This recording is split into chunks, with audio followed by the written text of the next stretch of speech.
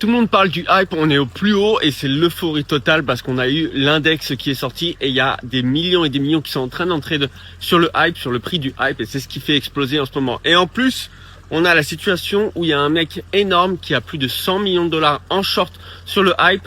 Donc ça donne envie et tout le monde a envie en fait de liquider ce gars-là pour récupérer les 100 millions de dollars et pour faire exploser le prix au fur et à mesure. Mais ce mec-là, il faut que tu comprennes que lui et beaucoup d'autres personnes, ils ont beaucoup d'argent dans le hype et il y a plus de 500 millions de dollars de hype qui est en train d'être déverrouillé pour être libéré sur le marché là dans les 7 prochains jours.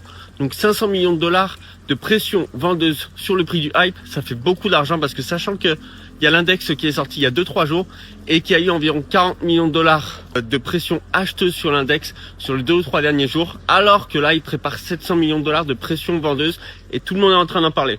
Donc évidemment, quand tout le monde est en train d'en parler et qu'il y a une grosse tête qui est là en plein short dessus, tout le monde se dit « Oh, c'est le moment d'acheter, c'est le moment d'acheter ». J'ai une petite position parce que pour moi, c'est possible que ça aille chercher un petit peu plus haut, 10-20% plus haut. Mais quand tout le monde est en train d'en parler et qu'il y a un mec à aller liquider et que c'est l'euphorie totale sur une crypto, en règle générale, c'est pas le moment de rentrer. En règle générale, c'est pas le moment d'entrer. Moi, j'ai cette petite position avec évidemment un SL et un TP. Et si ça se passe bien, tant mieux. Si ça se passe mal, j'en ai rien à faire.